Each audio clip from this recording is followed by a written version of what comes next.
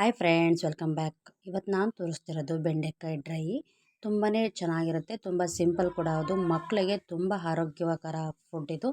ಅದರಲ್ಲೂ ಚಿಕ್ಕ ಮಕ್ಕಳಿಗೆ ಅಂತೂ ತುಂಬಾ ಹೆಲ್ತಿ ಫುಡ್ಡು ಕೂಡ. ಹೌದು ಗೈಸ್, ನಾನು ಇದನ್ನು ಮೇಲ್ಗಡೆ ಸ್ವಲ್ಪ ಸುಂಕು ಅಥವಾ ಮುಳ್ಳು ಟೈಪ್ ಇರುತ್ತೆ ಚಿಕ್ಕದು, ಅದನ್ನು ಒಂದು ಟಿಶ್ಯೂ ಪೇಪರಲ್ಲಿ ತಗೊಂಡು ಒರೆಸ್ಕೊಳ್ತಾ. ಟಿಶ್ಯೂ ಪೇಪರ್ ಹಾಕಬೇಕು ಅಂತನೇನಿಲ್ಲ, ಒಂದು ಡ್ರೈ ಬಟ್ಟೆಲಿ ಒರೆಸ್ಕೊಬೋದು. ಮೀನ್ಸ್ ನಾನು ಮುಂಚೆನೇ ರೆಡಿ ಮಾಡಿ ಇಟ್ಕೊಂಡಿದ್ದೀನಿ, ಯಾಕಂದರೆ ನಾನು ಬೆಳಗ್ಗೆ ಬೇಗ ಟಿಫನ್ ಮಾಡೋದ್ರಿಂದ ರಾತ್ರಿಯೇ ನಾನು ಎಲ್ಲ ಒರೆಸ್ಕೊಂಡು ಹೆಚ್ಚಿಟ್ಕೊಂಡಿದ್ದೀನಿ. ಅದಕ್ಕೆ ಬೇಕಾಗಿರೋಂಥದ್ದು ಈರುಳ್ಳಿ, ಹಸಿಮೆಣಸಿನ್ಕಾಯಿ, ಕರಿಬೇವಿನ ಸೊಪ್ಪು, ಟೊಮೆಟೊ, ಹಾಗೆ ಕೊತ್ತಂಬರಿ, ಕಾಯಿ ತುರಿ, ಇಷ್ಟು ನಾನು ರೆಡಿ ಮಾಡಿ ಇಟ್ಕೊಂಡಿದ್ದೀನಿ.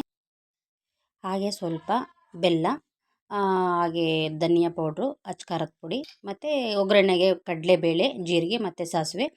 ಇದಕ್ಕೆ ಸ್ವಲ್ಪ ಉಪ್ಪು, ಎಣ್ಣೆ ಮಾಡೋದನ್ನು ನೋಡೋಣ ಬನ್ನಿ. ಹಾಗೆ ಇದಕ್ಕೆ ಮೇಯ್ನಾಗಿ ಬಂದು ತುಂಬ ಚೆನ್ನಾಗಾಗುತ್ತೆ ಬೆಲ್ಲನ ಯೂಸ್ ಮಾಡಿ. ಬೆಂಡೆಕಾಯಿ ಹುಳಿಗೆ ಆಲ್ಮೋಸ್ಟ್ಲಿ ಯಾವುದೇ ಹುಳಿಗಾದ್ರೂ ಅಷ್ಟೇ, ಡ್ರೈಗಾದ್ರೂ ಅಷ್ಟೇ, ಬೆಂಡೆಕಾಯಿ ಮಾಡಬೇಕಾದ್ರೆ ಬೆಲ್ಲನ ಬಳಸ್ತಾರೆ. ಸೊ ಬೆಂಡೆಕಾಯಿಗೆ ತುಂಬಾ ಚೆನ್ನಾಗಿರುತ್ತೆ. ಒಂದು ಬಾಣಲೆಗೆ ಸ್ವಲ್ಪ ಎಣ್ಣೆ ಹಾಕ್ಕೊಂಡು ಈ ಥರ ಬೆಂಡೆಕಾಯಿನ ಸ್ವಲ್ಪ ಚೆನ್ನಾಗಿ ಡ್ರೈ ಮಾಡ್ಕೊಬೇಕು. ಆದಷ್ಟು ಮಕ್ಕಳು ತಿನ್ನಬೇಕಾದ್ರೆ ಸ್ವಲ್ಪ ಅಂಟಿದ್ರೆ ಇಷ್ಟಪಡಲ್ಲ. ಸೊ ಆದಷ್ಟು ಡ್ರೈ ಆಗಿ ಮಾಡಿ, ಯಾಕಂದರೆ ದೊಡ್ಡವ್ರಿಗೆ ನಡೆದೋಗುತ್ತೆ, ದೊಡ್ಡವರು ತಿಂತಾರೆ, ಬಟ್ ಮಕ್ಕಳು ಇಷ್ಟಪಡಲ್ಲ. ಸೊ ಅದಕ್ಕೋಸ್ಕರ ಡ್ರೈ ಮಾಡೋದು ಚೆನ್ನಾಗಿರುತ್ತೆ. ಮತ್ತು ಸ್ವಲ್ಪ ಒಂದು 10 ಮಿನಿಟ್ಸು ಚೆನ್ನಾಗಿ ಲೋ ಫ್ಲೇಮಲ್ಲಿ ಇಟ್ಕೊಂಡು ಡ್ರೈ ಮಾಡಿ.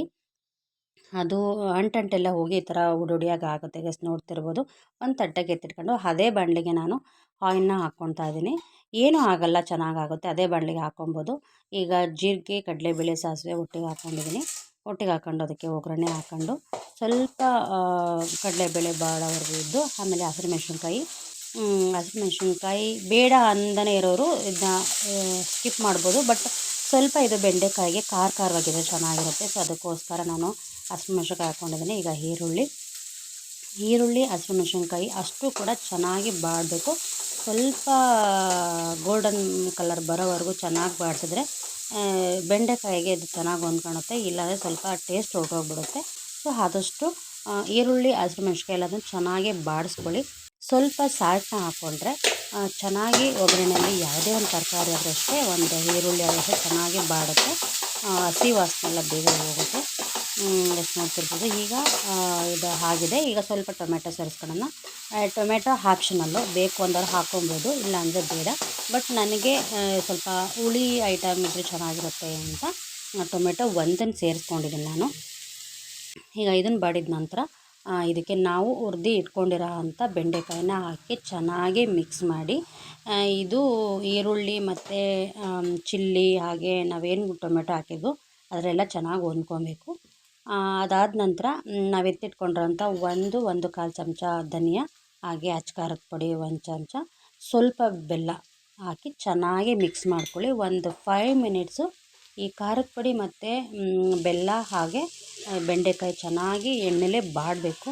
ಎಷ್ಟು ಚೆನ್ನಾಗಿ ಮಿಕ್ಸ್ ಆಗುತ್ತೋ ಅಷ್ಟು ಚೆನ್ನಾಗಿ ಉಪ್ಪು, ಖಾರ, ಹುಳಿ ಹದವಾಗಿ ಹೊಂದ್ಕೊಳುತ್ತೆ.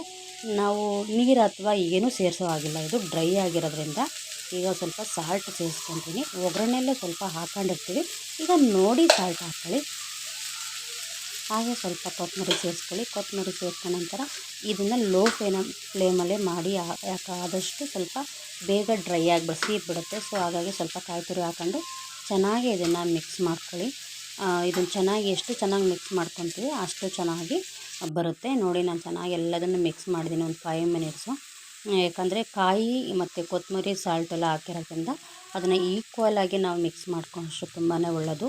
ನಾನು ಇದ್ರ ಕಾಂಬಿನೇಷನಲ್ಲಿ ದೋಸೆ ಮಾಡಿದ್ದೀನಿ. ನಿಮ್ಮ ಇಷ್ಟ ಯಾವುದಾದ್ರೂ ಮಾಡ್ಬೋದು, ಚಪಾತಿ, ರೊಟ್ಟಿ ಯಾವುದಾದ್ರೂ ಚೆನ್ನಾಗಿರುತ್ತೆ. ನೀರು ದೋಸೆಗಂತೂ ಇನ್ನೂ ತುಂಬಾ ಚೆನ್ನಾಗಿರುತ್ತೆ. ನಾನಿವತ್ತು ದೋಸೆ ಮಾಡಿದ್ದೀನಿ ಗೈಸ್. ತುಂಬಾ ಒಳ್ಳೆ ಹೆಲ್ತಿ ಫುಡ್ಡು. ಆದಷ್ಟು ಮಕ್ಕಳಿಗೆ ಆವಾಗವಾಗ ಈ ಥರ ಮಾಡಿದ್ರೆ, ಮಕ್ಕಳಲ್ಲಿ ಮೋಷನ್ ಅಂದರೆ ಮಲಬದ್ಧತೆ ಪ್ರಾಬ್ಲಮ್ ಇದ್ದರೆ ಇದು ಬೇಗ ಕಡಿಮೆ ಮಾಡುತ್ತೆ. ಇದು ಒಳ್ಳೆ ಗುಡ್ ರಿಸಲ್ಟು ಆ ಒಂದು ಸಮಸ್ಯೆಗೆ.